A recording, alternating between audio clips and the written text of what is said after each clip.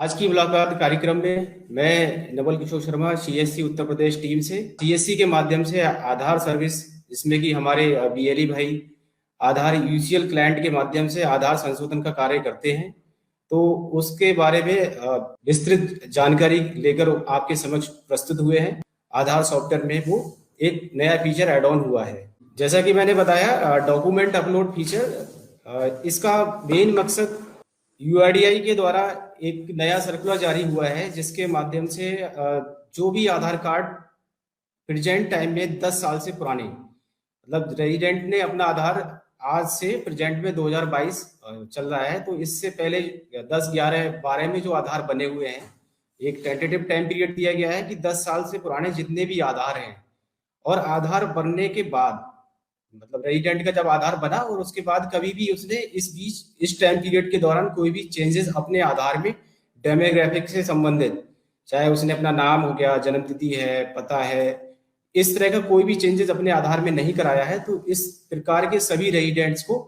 अपने आधार में जो रिसेंट उसके आईडी एड्रेस प्रूफ है, पीओआई और पीओए,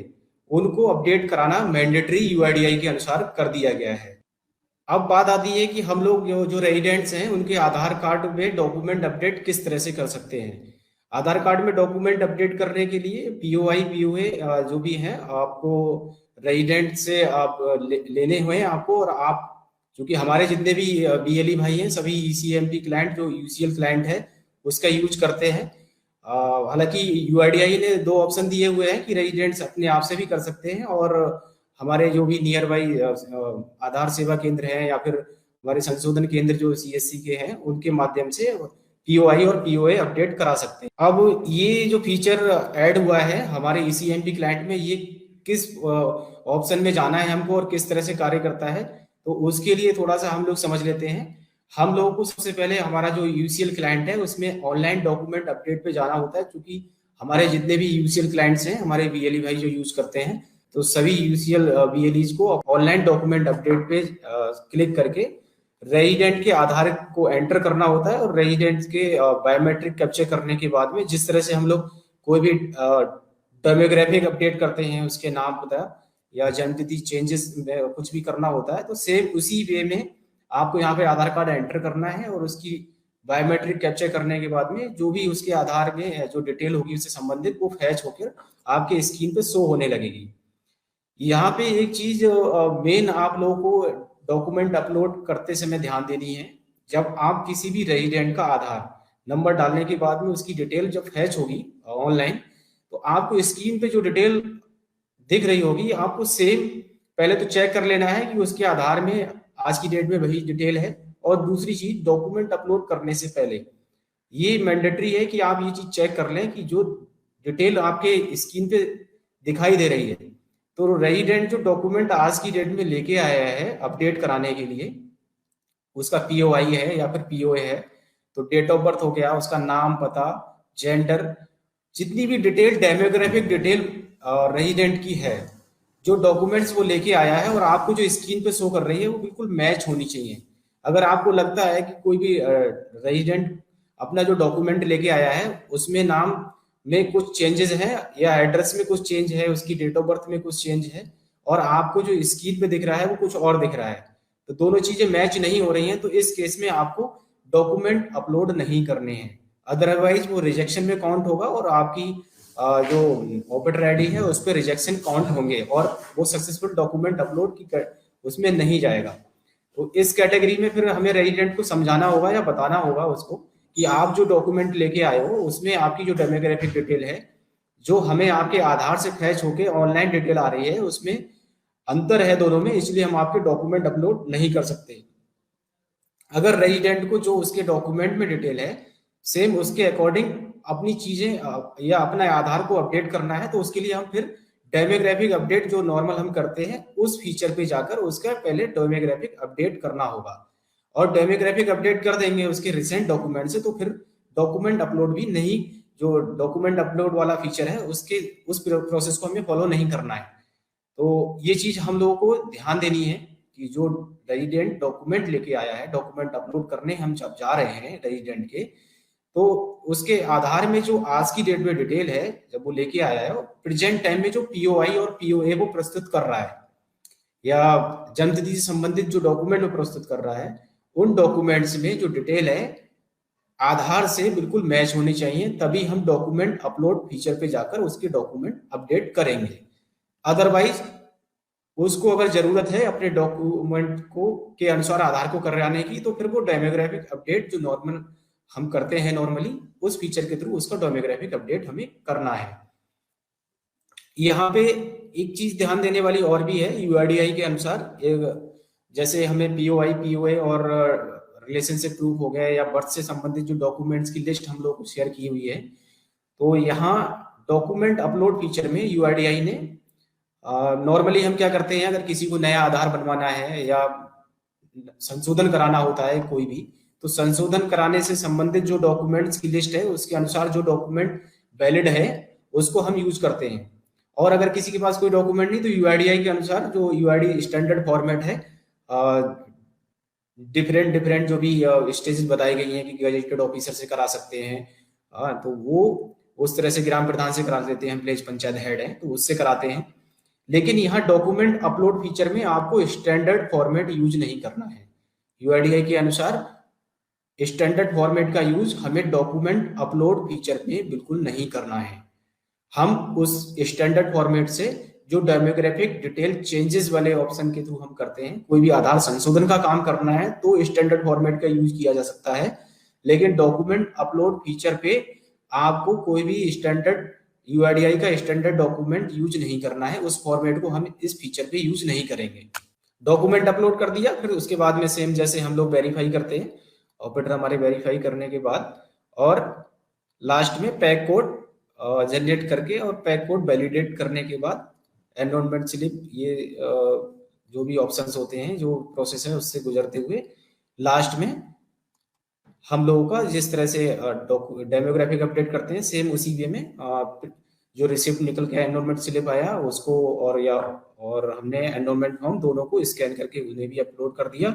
और अपलोड करने के बाद में कंप्लीट एनरोलमेंट पे क्लिक करेंगे तो हमारा इस प्रकार डॉक्यूमेंट अपलोड का जो प्रोसीजर है वो प्रक्रिया कंप्लीट हो जाती है।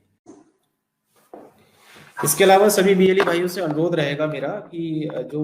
आप लोगों को डॉक्यूमेंट अपलोड से संबंधित बैनर पोस्टर्स के जिसका मैं अब जिक्र कर रहा था अभी, वो आप अपने सेंटर पर लगा लें। अपने सेंटर पे एक कॉमन ब्रांडिंग का हमने बैनर भी शेयर किया हुआ है, जिसमें कि आपको अपने जिस संबंधित बैंक से आपको इसके बिहाफ पे आपको यूशन मिला है तो बैंक का आपको लोगो लगा के रखना है,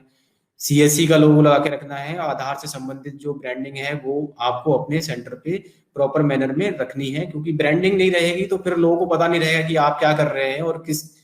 के बिहाफ पे आप ये काम कर रहे हैं। सीएससी आपकी पहचान है और सीएससी के बिहाफ पे ही आपको यूसीएल मिला है। दो चीजें आप लोगों को और मैं बताना चाहूंगा। एक, पिछले कुछ एक समय से लगातार एक क्वेरी रहती है कि नाम चेंज वाला जो है, तो नाम चेंज के लिए आपको बता देते हैं हम लोग कि नाम चेंज करना एक अलग प्रक्रिया है और नाम में कुछ करेक्शन करना एक अलग प्रक्रिया है। हम जो बात करते हैं करेक्शन की, हम जो यूसीएल से काम कर रहे हैं करेक्शन की बात करेंगे, तो किसी के नाम में कुछ माइनर स्पेलिंग चेंजेस करना है तो वो सुधार हम नॉर्मल प्रक्रिया के थ्रू कर सकते हैं। अदरवाइज अगर किसी के नाम में चेंज होना है, जैसे राम कुमार से श्याम कुमार होना है, तो पूरा उसका नाम ही चेंज हो गया, उसकी आइडेंटिटी चेंज हो रही है। इस प्रक्रिया के लिए गजेट नोटिफिकेशन कराना होता है। गजेट नोटिफिकेशन के लिए जो रेजिडेंट है आप उसको बताइए कि गजेट नोटिफिकेशन किसी भी वकील से वो कंसल्ट करे और वकील उनको पूरा बताएंगे कि किस प्रक्रिया के थ्रू गजेट नोटिफिकेशन होता है, और गजेट नोटिफिकेशन के बाद जो डॉक्यूमेंट वो लेके आएगा उसको उसके बिहाफ पे आप एनरोलमेंट करेंगे, तब किसी के नाम में बदलाव हो सकेगा। राम कुमार से श्याम कुमार करना है तो आपको गजेट नोटिफिकेशन कराना होगा, और गजेट नोटिफिकेशन के बाद जो डॉक्यूमेंट आपको मिलेगा उसके बिहाफ पे आप लोग उसके नाम में चेंज कर सकते हैं। अदरवाइज हम केवल नाम करेक्शन कर सकते हैं, माइनर स्पेलिंग चेंजेस कर सकते हैं, लेकिन नाम चेंज हम नहीं कर सकते। डीओबी कुछ केसेस आते हैं, हमने ट्रेनिंग सेशंस भी किए, उस दौरान भी हम बताते हैं कि डीओबी की जो लिमिट है, अगर लिमिट क्रॉस हो गई है, 2 बार करा चुका है, उसके बाद भी वो अगर कराना चाह रहा है तो वो लिमिट क्रॉस में कंसीडर होता है, और लिमिट क्रॉस के लिए प्रोसीजर अलग है। हम लोगों के लिए डीओबी क्रॉस लिमिट के लिए सबसे पहली चीज तो जन्म प्रमाण पत्र, बर्थ सर्टिफिकेट ही मान्य होता है। बर्थ सर्टिफिकेट उस रेजिडेंट का आपको मांगना है उससे। इसके अलावा कोई और डॉक्यूमेंट आप लोग, मार्कशीट है, पैन कार्ड है, या और भी जो हमारे बर्थ प्रूफ से संबंधित जो डॉक्यूमेंट की लिस्ट में डॉक्यूमेंट्स आते हैं, तो वो नहीं लेने हैं। क्रॉस लिमिट वाले केस में अगर 2 बार करा चुका है डेट ऑफ बर्थ और उसके बाद भी कराने जा रहा है, तो आपको सबसे पहले डिमांड करना है वो अपना बर्थ सर्टिफिकेट बनवाए। और बर्थ सर्टिफिकेट बनवाने के साथ ही एक डिक्लेरेशन है, सेल्फ डिक्लेरेशन, जिसको कि हम रेजिडेंट से उससे सेल्फ डिक्लेरेशन भरवाते हैं, और वो डिक्लेरेशन के साथ उसका बर्थ सर्टिफिकेट, दोनों डॉक्यूमेंट एक साथ एक पीडीएफ बना के हम स्कैन करके अपलोड करते हैं। और सेम एक उसकी एनरोलमेंट स्लिप के साथ में ये डॉक्यूमेंट हम lakhnau.special@uidi.in एक मेल आईडी है, उस पर हमको मेल करने होते हैं। काफी कंफ्यूजन है ऑपरेटर्स में कि हम जो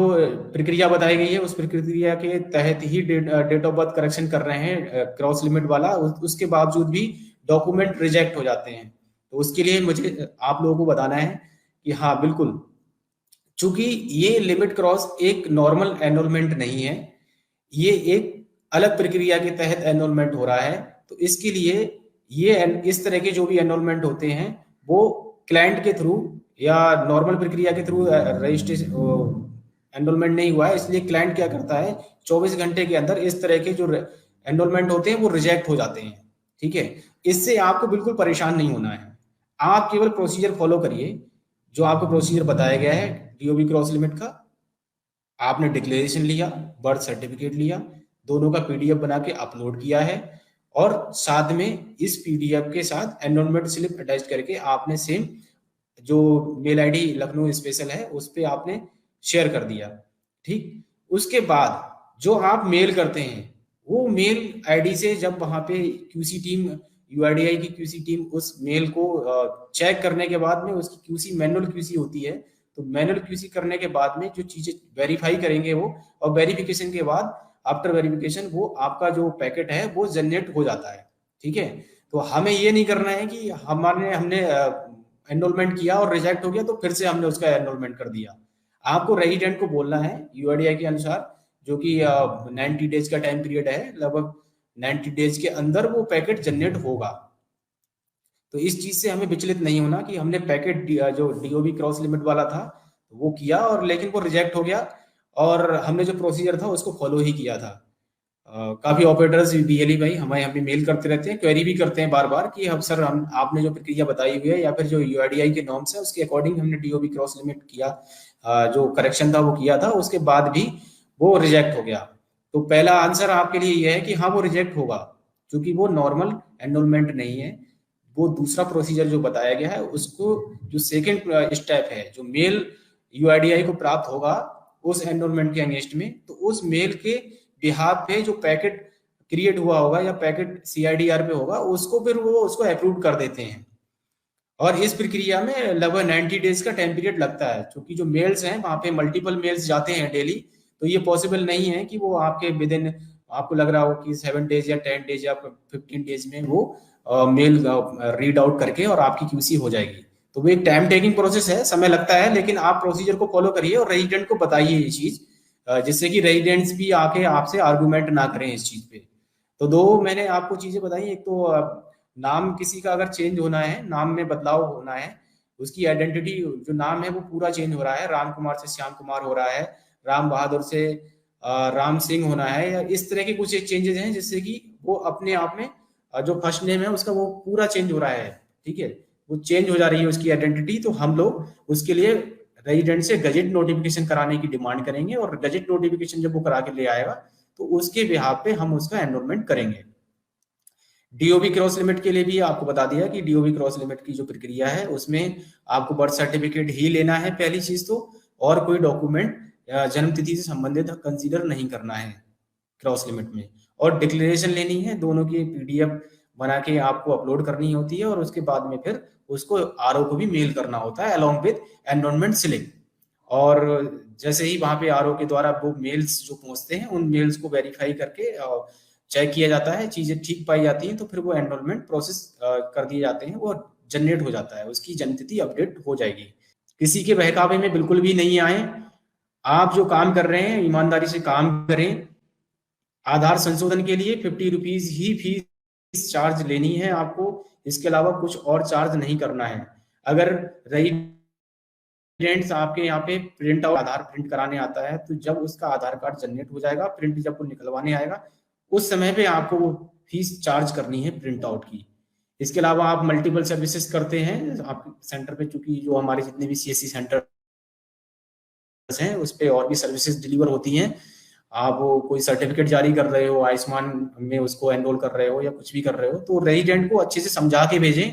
कि हमने आपसे जो आधार संशोधन प्रक्रिया है उसके लिए 50 रुपए चार्ज किए हैं, आपने जो और काम कराया है उसके लिए चार्ज हुआ है। क्योंकि ज्यादातर ये देखा गया है कि जब भी कोई कंप्लेन आती है तो फिर बाद में हम लोग थोड़ा सा इस चीज को सफाई देने की कोशिश करते हैं कि हमने कुछ और काम किया होगा, लेकिन ऐसा नहीं है। अगर ऐसा है तो फिर आप रेजिडेंट को अच्छे से समझा के भेजें, नहीं तो आप अपने सेंटर को इस तरह से मैनेज करें कि आपका जो आधार यूसीएल सॉफ्टवेयर जिस लैपटॉप पे काम कर रहा है तो उसके लिए एक सेपरेट पोर्शन कर दें, जिससे कि जो रेजिडेंट आपके यहाँ सेंटर पे काम कराने आएगा तो उसको एक अलग पोर्शन मिलेगा, दिखाई देगा कि हाँ ठीक है, यहाँ पे मैंने आधार संशोधन का काम कराया, बाकी और सर्विसेज के लिए जो चार्जेस थे वो मैंने दिए हैं। और रेजिडेंट को अच्छे के समझा के भेजें इस चीज के लिए, किसी के बहकावे में नहीं आए कि वो गलत कर रहे हैं तो हम भी ऐसे कर रहे थे। प्लीज सभी से आपसे अनुरोध है कि आधार संशोधन की जो फीस है 50 रुपए वही चार्ज करें। अभी जो नया एक फीचर एड ऑन हुआ है डॉक्यूमेंट अपलोड फीचर, तो इस पे भी हमें केवल 50 रुपए ही चार्ज करना है। अगर बात करें हम नॉर्मल आधार संशोधन की, तो अब पिछले कुछ एक महीने से बहुत कम ट्रांजेक्शन हो रहे हैं। अगर पर बीएलई बात करें तो कुछ एक हमारे जो ऑपरेटर्स हैं एक दिन में 1 2 3 4 कुछ जो अच्छी लोकेलिटी में अपना सेंटर रन कर रहे होंगे तो वहां पे 10-15 तक कर ले रहे होंगे, जो कि एक टाइम पे 20-25। और यूआईडीआई भी हमसे ये एक्सपेक्ट करता है, जिस तरह से हमारी रीच है और जो नंबर्स हैं हमारे, कि हम प्रतिदिन कम से कम 15 से 20 रेजिडेंट को आधार संशोधन या फिर आधार अपलोड की जो प्रक्रिया है उससे एंगेज करें। आधार अपलोड में काफी बड़ा स्कोप है, तो सभी से यही अनुरोध है कि आप लोग जो document upload feature add on हुआ है उस पे अपने आसपास के जितने भी रेजिडेंट्स हैं उनको मोटिवेट करें, जागरूक करें